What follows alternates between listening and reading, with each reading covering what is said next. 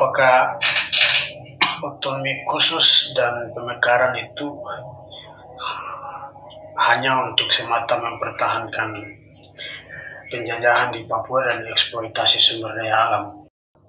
Mulai dari disahkannya Undang-Undang Otonomi Khusus Jilid 1 sampai sekarang itu di berbagai macam segi kehidupan rakyat Papua itu tidak ada dampak sama sekali yang dirasakan. Entah itu di bidang kesehatan, ekonomi, sosial, budaya, dan lain sebagainya. Tidak ada dampak sama sekali.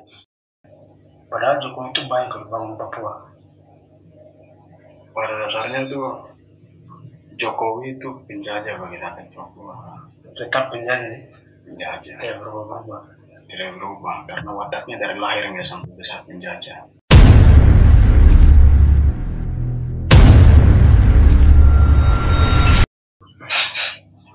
Hari ini situasi terakhir Papua, rakyat Papua diperhadapkan dengan isu pemekaran, otsus, dan investasi. Itu jadi satu paket. Lantas pada 1 April 2022 kemarin, rakyat Papua di bawah petisi rakyat Papua, Front Tolak Otsus, melakukan aksi secara serentak seluruh Papua, bahkan di Indonesia, juga di internasional. Aksi ini mereka menolak pemekaran provinsi baru yang sedang diupayakan oleh Jakarta, juga menolak perpanjangan otsus karena dianggap dan dinyatakan sebagai dua hal ini proyek untuk mempertahankan kekuasaan yang menjadi di Papua. Kondisi yang lain, pada 6 April 2022 kemarin, Metro TV mengabarkan bahwa Komisi 2 DPR RI telah menyepakati dan memutuskan akan adanya 3 provinsi baru di Papua. Jadi sudah ada 2 sebelumnya, Provinsi Papua dan Papua Barat. Akan ada lagi 3 provinsi, terutama Provinsi Papua Pegunungan, Provinsi Papua Tengah, dan 2 yang lainnya. Untuk membahas hal ini lebih jauh, di sini ada 2 narasumber yang langsung hadir, perwakilan organisasi Aliansi Mahasiswa Papua. Silakan kawan Jeno perkenalkan diri, dan kawan Yance, nama sama posisi kalian di organisasi. Oh iya, perkenalkan, nama Gino Dogomo, secara organisasi saya dari Aliansi Mahasiswa Papua. Kalau di organisasi saya sendiri sebagai Ketua Umum Aliansi Mahasiswa Papua. Kawan Yance? Saya sapu nama itu Yance Yobe. Organisasinya jelas Aliansi Mahasiswa Papua. Kawan-kawan percayakan sebagai Sekjen, Sekretaris Umum 2 di Aliansi Mahasiswa Papua. Mungkin itu. Baik, dan saya Jigi yang akan memandu diskusi ini. Biar menarik tuh. Itu Bung Jeno, kawan Jeno, sorry, minta maaf. Soal aksi 1 April kemarin itu di mana-mana saja, lalu apakah ada represif? Kan ada itu beberapa kota itu kan dibubarkan, misalnya di Papua, di luar Papua. Soal aksi kemarin, aksi protes masyarakat Papua yang tergabung dalam Front Petisi Rakyat Papua itu kemarin kan dikeluarkan seruan nasional bahwasanya akan dilaksanakan aksi serentak di tanggal 1 sebagai bentuk protes rakyat Papua terhadap pembahasan pemekaran provinsi Papua. Nah, kalau untuk aksi kemarin itu kan di Papua itu aksinya dilakukan berkelanjutan. Jadi ada yang dilakukan di tanggal 28 seperti di Lanijaya, terus ada yang di tanggal 30 seperti di Wamena, ada juga yang di tanggal 1 secara serentak itu seperti di Sorong, Kaimana, Fakfak, Jayapura untuk di tanah air sendiri. Kalau di luar Papua, aksi serentak itu dilaksanakan di Ambon, Kupang, terus untuk wilayah Jawa Timur itu 3 kota, Jember, Surabaya, dan Malang itu melakukan aksi serentak yang tempatnya di Malang. Terus juga di Semarang dan di Jogja. Di kota-kota itu melakukan aksi secara serentak nasional sebagai bentuk sikap rakyat Papua menolak daerah otonomi baru yang merupakan turunan langsung daripada otonomi khusus. Itu. Baik, kawan Yance, soal pemekaran ini, Jakarta selalu beranggapan bahwa pemekaran itu dibuat untuk membuka daerah-daerah yang terisolasi, lalu mempercepat proses pembangunan sumber daya manusia juga infrastruktur pembangunan kota, dan itu manfaatnya buat kemajuan orang Papua. Ini menurut Jakarta, apakah menurut Bung begitu? Pada dasarnya tuh kolonial itu penjajah. Dalam praktek-prakteknya itu selalu melanggengkan praktek, dan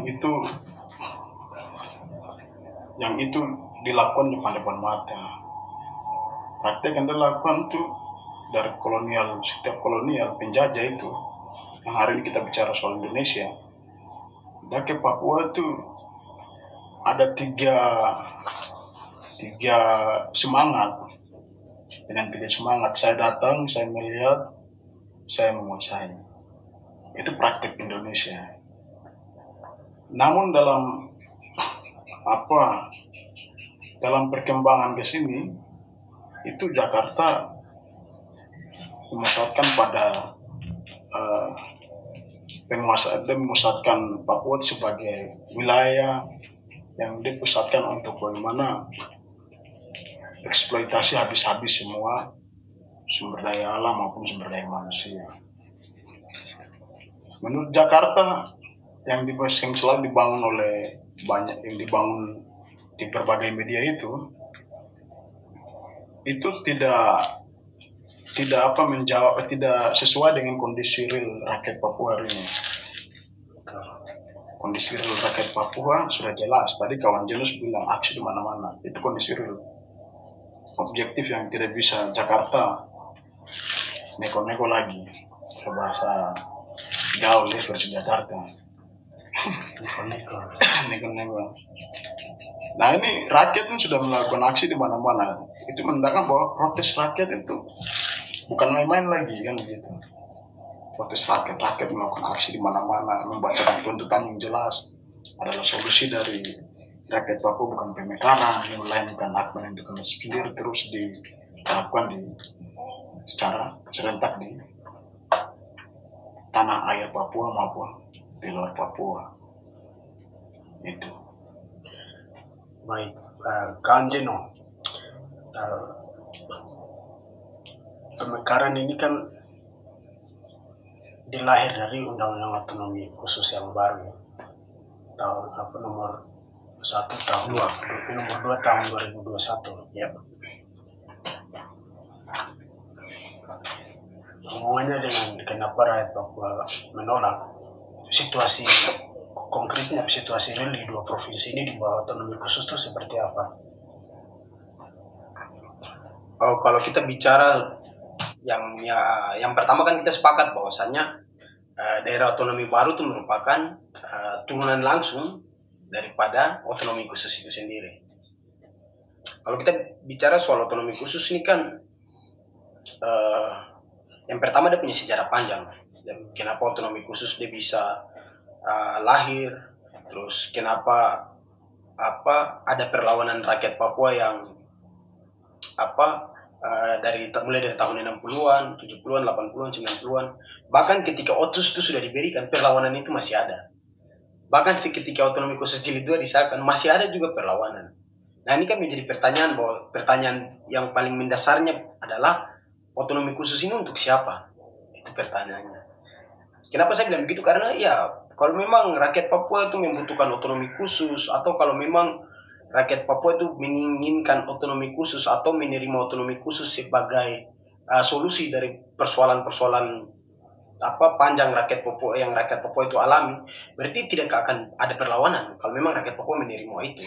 Tapi secara kasat mata atau secara keseluruhan kita bisa lihat bahwa yang pertama otonomi khusus tuh dia sudah gagal di Papua. Kenapa gagal? Karena perlawanan rakyat Papua yang mulai dari tahun 60-an sampai ke tahun 2000-an, sampai di tahun 2000-an diberikan otonomi khusus jilid 1 melalui Undang-Undang Nomor 1 tahun 2001. Diberikan kemudian otonomi khusus jilid 1 berlangsung selama 20 tahun, sampai nanti kemudian kemarin disahkan lagi otonomi khusus jilid 2 di tahun melalui Undang-Undang Nomor 2 tahun 2021.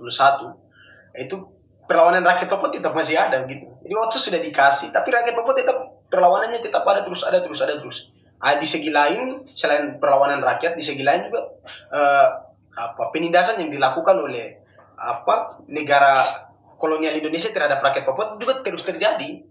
Jadi sudah ada yang penting kita lihat dalam otonomi khusus itu sudah ada, tapi kenapa masih terus ada perlawanan rakyat?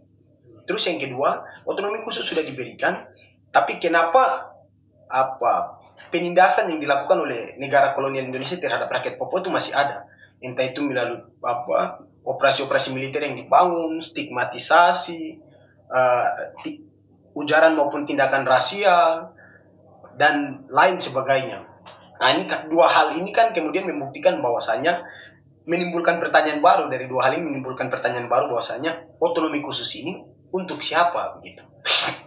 Nah, pertanyaannya seperti gitu. Kalau kita lihat lagi dari sejak awal disahkannya otonomi khusus jilid 1, itu kan otonomi khusus ini kan paket kebijakan yang kemudian dipaksakan oleh Jakarta terhadap rakyat Papua. Kenapa Jakarta paksakan? Karena pada saat itu luapan emosi rakyat Papua, luapan emosi yang dipendam rakyat Papua mulai dari akibat dari operasi militer, sejarah bangsa Papua yang dimanipulasi, kepentingan ekonomi politik dan lain sebagainya yang dipendam sejak tahun 60-an hingga tahun 2000. Puncaknya tuh di situ. Kenapa saya bilang puncaknya? Karena di tahun-tahun 90-an sampai ke tahun 2000 itu keran tepatnya di tahun 98 itu kan keran demokrasi di Indonesia sendiri dia terbuka melalui dilengserkannya rezim otoriter Soeharto di Indonesia.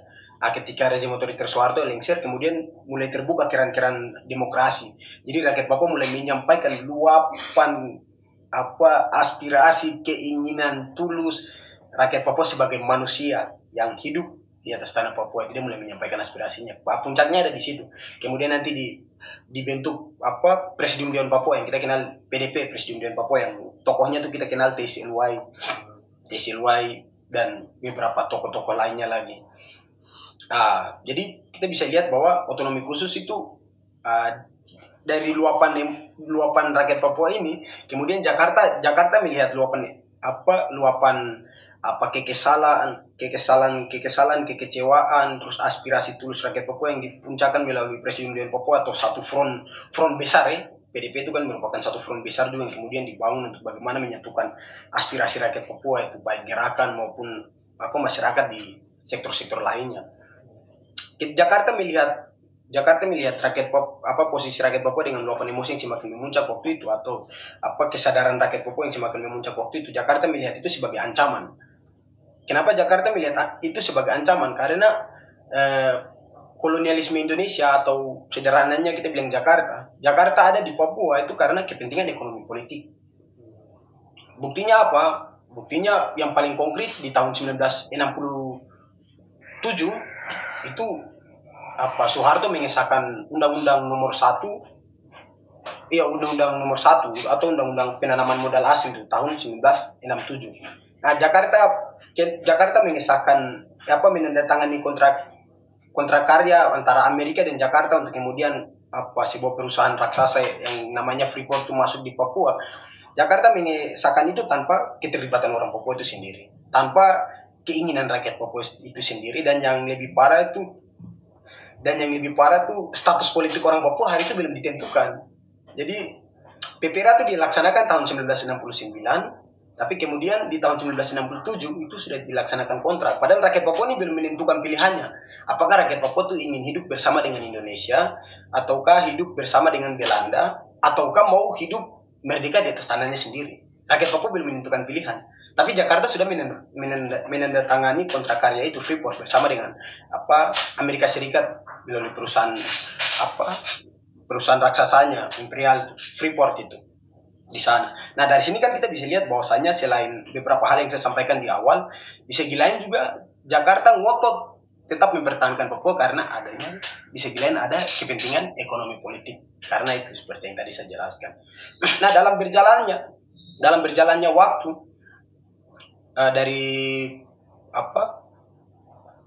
mulai dari disahkannya Undang-Undang Otonomi Khusus Jilid 1 sampai sekarang itu di berbagai macam segi kehidupan rakyat Papua itu tidak ada dampak sama sekali yang dirasakan. Entah itu di bidang kesehatan, ekonomi, sosial, budaya, dan lain sebagainya. Tidak ada dampak sama sekali. Walaupun sudah ada 2 provinsi dan 37 kurang lebih, 37 kabupaten kota yang ada di Papua. Namun, dari ini semua ini yang terjadi terhadap rakyat Papua adalah marginalisasi. Rakyat Papua itu semakin termarginalisasi di atas tanahnya sendiri. Kekerasan semakin meningkat, operasi militer semakin meningkat, dan lain sebagainya. Nah, hal ini membuktikan bahwa otonomi khusus itu merupakan, yang pertama, otonomi khusus merupakan paket kebijakan yang dipaksakan Jakarta kepada rakyat Papua. Jadi dong bahas di Jakarta, sepakati di Jakarta, baru dong paksakan rakyat Papua untuk harus ikut. Karena rakyat Papua tidak pernah sepakat terkait dengan otonomi khusus jilid 2. Jilid 1 maupun jilid 2 yang sekarang. Hal itu dapat dilihat dengan berbagai macam bentuk protes. Otsus sudah diberikan tapi aksi terus ada. Otsus sudah diberikan tapi aksi perlawanan bersenjata di hutan TPNPB tetap masih ada. Otsus sudah diberikan tapi aksi diplomasi di luar negeri masih ada. Nah, ini kan pertanyaannya kembali lagi. Otsus yang Jakarta berikan ini untuk siapa? Apakah untuk rakyat Papua ataukah untuk kepentingan elit-elit birokrat yang ada di Papua maupun Jakarta, atau pula untuk kepentingan kapitalisme monopoli atau imperialisme? Nah, ini kan jadi pertanyaan di sana. Baik, Lanjino.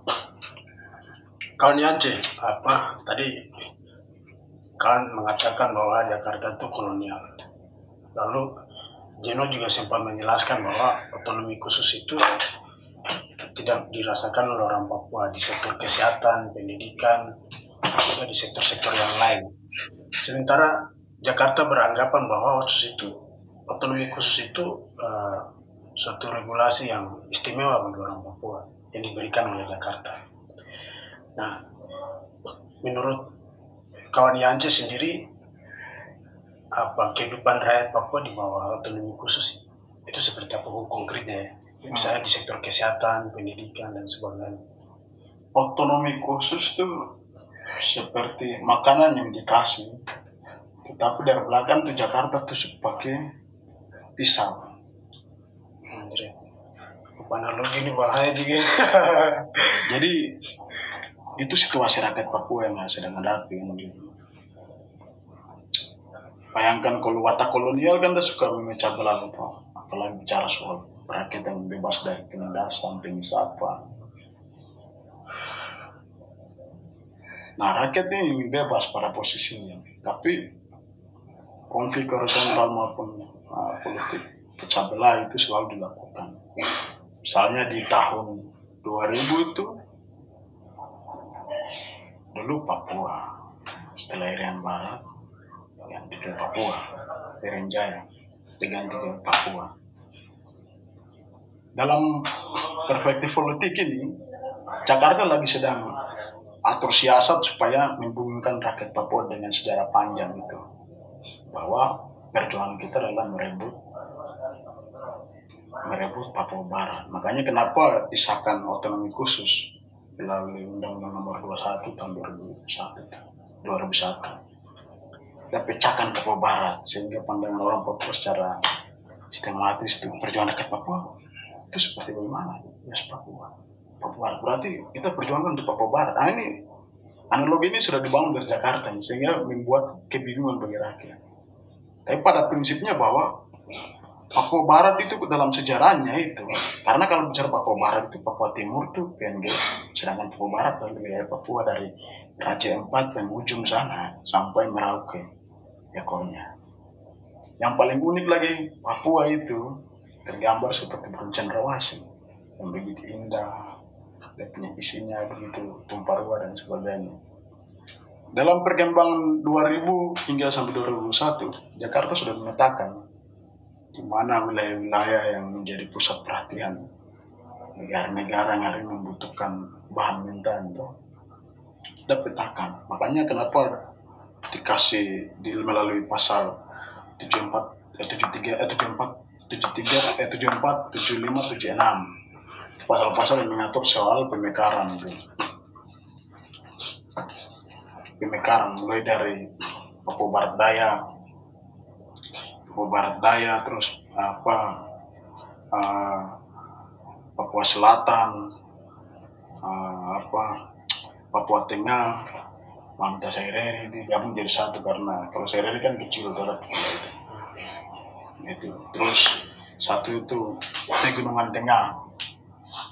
Ini sudah petakan berdasarkan kebutuhan kolonial. Karena Jokowi itu maupun turunannya itu hingga sampai DPR, bahkan yang kemarin mengesahkan, membacakan sampai air liur bertumpah-tumpah, para rakyat Papua sedang menolak, itu yang Mandenas. Mungkin tahu ya kamu.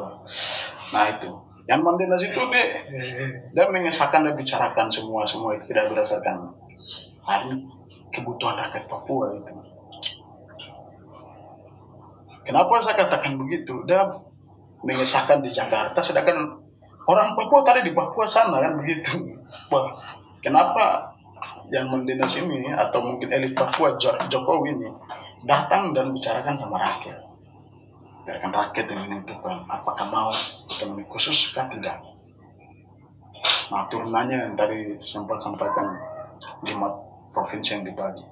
Misalnya 5 provinsi ini Jakarta lagi sedang memaksakan. Misalkan sudah terjadi pemekaran dan sebagainya. Yang dampaknya apa? Dari misalnya 29 kabupaten di Papua maupun 13 kabupaten di Papua Barat yang dijumlahkan 39 lebih kabupaten kota, itu akan mengalami perpecahan lebih dalam lagi dengan bentuk kabupaten, kecamatan, dan sebagainya. Dari jumlah itu kalau dikalkulasi semua itu sekitar hampir 120 lebih kabupaten di Papua. Akan jadinya itu. Itu bayangan kalau sudah terpecah begitu konsentrasi perjuangan rakyat Papua. Menurut perspektif Jakarta akan datang, tetapi menurut hari ini rakyat yang berjalan di atas landasan sejarah panjang ini akan terus melakukan terus. Jadi mau dikasih otonomi khusus 1 kah, 2 kah, nanti OTW 3 kah, 4 kah, perjuangan rakyat Papua akan terus ada. Jakarta tidak bisa lagi manipulasi sejarah maupun menutup sejarah maupun membunuh orang-orang yang hari ini bergerak untuk melakukan otonomi khusus yang turunannya DOB, otonomi baru gitu. Baik, pertanyaan terakhir ya untuk kawan 2. Tadi kawan 2 sempat jelaskan bahwa Otsus dan pemekaran itu produk Jakarta untuk mempertahankan penjajahan di Papua. Nah, lalu dua produk ini untuk membuka akses investasi di Papua, seraya invasi militer juga masih, operasi militer juga masih. Itu menurut gerakan hari ini. Juga di statement petisi rakyat Papua kan begitu 1 April kemarin.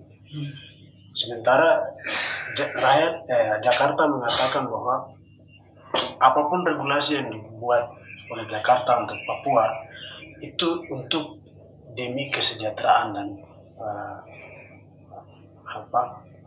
demi pembangunan dan kesejahteraan di Papua.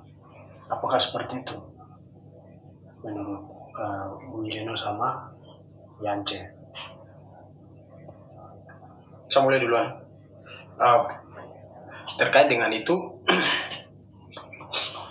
apa di balik otonomi khusus jilid 2 dan juga pemekaran daerah otonomi baru ini kan kita lihat juga di segi lain tuh, selain 2 persoalan ini juga di segi lain kita lihat bahwa masifnya operasi militer yang terjadi dan juga masifnya perusahaan-perusahaan asing yang masuk ke Papua. Nah, ini kan juga tidak terlepas tuh dari paket kebijakan secara keseluruhan. Yang memang secara tegas rakyat Papua itu ingin merdeka, bukan ingin otsus. Itu yang pertama. Yang kedua, kemudian kalau kita melihat paket kebijakan undang-undang otsus ini dari segi regulasi peraturan negara kolonial Indonesia hari ini, itu hal yang memang sudah dipersiapkan secara matang dan jangka panjang untuk bagaimana kemudian yang pertama meredam isu dan juga menghancurkan semangat perjuangan rakyat Papua itu sendiri yang pertama. Yang kedua, untuk bagaimana mengeksploitasi sumber daya alam yang ada di Papua. Itu. Jadi melihat otonomi khusus seperti itu. Karena kenapa demikian? Kalau kita tanya otonomi khusus tuh ke masyarakat Papua secara keseluruhan itu, kita tanya di mama dong di kampung-kampung kah, tanya ke bapak-bapak dorang, keluarga, teman dan lain sebagainya. Kalau kita tanya otonomi khusus tuh apa, nanti dong yang dong tahu dan akan dong jawab tuh otonomi khusus tuh adalah uang, gitu. Yang dong jawab tuh otonomi khusus adalah uang. Ya karena memang otonomi khusus tuh diberikan dengan dilontarkan dana kurang lebih 2 triliun lebih per tahun. Itu kan diberikan terhadap rakyat Papua yang tujuannya adalah untuk menciptakan sebuah ketergantungan rakyat terhadap Jakarta. Jadi seolah-olah memang rakyat Papua itu membutuhkan Jakarta. Ada ciptakan ketergantungan. Bagaimana dia menciptakan ketergantungan melalui uang? Yang pertama dia gelontorkan uang banyak-banyak. Dari Jakarta dia gelontorkan uang, dia kasih ke provinsi Papua maupun Papua Barat dari 2 provinsi. Turunkan lagi ke kabupaten-kabupaten yang ada dari kabupaten-kabupaten. Turunkan lagi ke distrik, desa dan lain sebagainya. Jadi dia menyentuh langsung ke masyarakat. Nah, kemudian uang-uang ini dia merubah struktur pola hidup masyarakat itu. Dia merubah secara keseluruhan. Masyarakat yang dulunya dia biasa berburu di hutan, dia sudah tidak berburu lagi. Karena ada uang-uang besar yang diberikan. Masyarakat yang dulunya biasa bertani, berkebun, bercocok tanam, dia sudah tidak melakukan itu lagi. Yang biasa pergi ke laut untuk cari ikan, dia sudah tidak melakukan itu lagi. Kenapa? Karena memang otsus atau dana yang diberikan melalui otsus itu, melalui program otsus itu, dana yang diberikan memang tujuan lainnya ya adalah untuk menciptakan ketergantungan agar rakyat Papua tuh masih berpikiran bahwa kita ini masih membutuhkan Jakarta, seolah-olah seperti itu. Padahal situasi objektifnya yang tadi, operasi militer terjadi di mana-mana, perusahaan asing masuk di mana-mana, entah itu perusahaan yang produksinya tuh di mineral, minyak, tembaga, batu bara maupun perusahaan yang fokus di kelapa sawit, eksploitasi hutan, illegal logging dan lain sebagainya. Situasi objektifnya yang terjadi begitu. Tapi Jakarta dikasih uang saja terus ke rakyat Papua. Jadi seolah-olah situasi Papua itu tidak terjadi apa-apa, tidak ada operasi militer, tidak ada perusahaan yang masuk, tidak ada dampak-dampak lainnya terhadap rakyat Papua. Nah, di segi lain rakyat Papua dengan pola kehidupannya yang dia sudah berubah. Karena otonomi khusus ini yang dari jilid 1 ini kan cuma 20 tahun. Hal kebohongan tapi dia sampaikan secara berulang-ulang, dia akan menjadi sebuah kebenaran gitu. Narasi kebohongan yang kemudian Jakarta bangun secara berulang akhirnya melegitimasi itu sebagai sebuah kebenaran. Padahal situasi objektifnya seperti tadi. Nah, itu yang pertama. Yang kedua bicara soal regulasi ini kan sebelum otonomi khusus di Papua disahkan, ini kan di Jakarta sudah disahkan undang-undang Omnibus Law atau RUU Cipta Kerja itu sudah disahkan di Jakarta. Dan undang-undang Omnibus Law ini kan merupakan karpet merah yang dibuka. Kemudian Jakarta tuh, jadi bahasa singkatnya dari Omnibus Law tuh Jakarta, Jokowi dia buka tangan. Jakarta buka tangan baru dia bilang, ayo kalian negara-negara yang mau berinvestasi di sapu tanah, sapu tempat, datang sudah ada undang. Jadi kapitalis monopoli dan lain sebagainya, negara-negara superpower dan lain sebagainya yang mau menanamkan investasi di Indonesia termasuk di Papua. Juga kapitalis yang ada di Indonesia sendiri, elit birokrat, entah itu yang ada dari pemerintahan maupun dari militer yang punya kepentingan untuk menanamkan modal. Omnibus Law dia membuka jalan itu semua. Peraturan Omnibus Law dari sekian-sekian itu bukunya tebal sekali. Omnibus Law udah buka itu semua. Khusus untuk Papua, otonomi khusus menjemput Omnibus Law itu. Apalagi otonomi khusus jilid 2 itu. Nah, itu kan dia menjemput bola itu. Jadi karpet merah yang sudah dibuka, otonomi khusus dia tambah buka lagi. Jadi Jokowi tadi buka untuk Indonesia, Lukas NMB dan juga Pak Cemandacan di Manokwari dia buka tangan untuk Papua lagi. Elit-elit birokrat itu yang berkepentingan lagi kemudian di dalam. Padahal masyarakatnya secara objektif sudah menolak. Nah, penolakannya itu sudah jelas. Yang pertama dalam aksi pertama petisi rakyat Papua itu kan sudah melancarkan petisi, jalankan petisi. Apakah rakyat Papua ini terima otsus atau tidak? Itu dijalankan petisi, itu dijalankan di tanah Papua, di seluruh tanah Papua, terus juga di wilayah Indonesia dan juga di internasional. Jadi orang Papua di mana saja tuh dimintai sikapnya. Bagaimana terkait otonomi khusus ini kok terima atau tidak? Itu dijalankan petisi terima otsus atau tidak. Dan dari data yang dikumpulkan secara objektif oleh petisi rakyat Papua itu hampir 2 juta lebih rakyat Papua yang ada di Papua, yang ada di Indonesia maupun yang ada di luar negeri itu menolak otonomi khusus jilid 2. Itu sikap rakyat Papua, sikap itu yang dibuktikan melalui petisi rakyat Papua. Namun Jakarta karena itu kepentingan eksploitasi yang tadi, makanya regulasi Omnibus Law, otsus mau tidak mau harus terjadi karena regulasinya dia sudah turun temurun, dia sudah ini. Ya, Panyai berdarah misalkan. Itu awalnya dilantik langsung Panyai berdarah, belum lagi pengungsi yang juga berdarah, Intan Jaya, Timika, Puncak Papua, Kiwiro yang sampai hari ini kemarin diduga lagi bagaimana militer itu pakai basoka itu tembak gedung dan sebagainya. Nah ini praktek-praktek yang selama ini kan terus dipelihara oleh negara. Negara kan punya, Jokowi itu kan punya militer, punya hukum. Jokowi sebagai presidennya. Sejak kaki tangannya itu kan punya hukum, punya militer, punya penjara kan begitu semua. Kan dia punya semua. Jadi tidak ada jalan lain, rakyat harus melawan.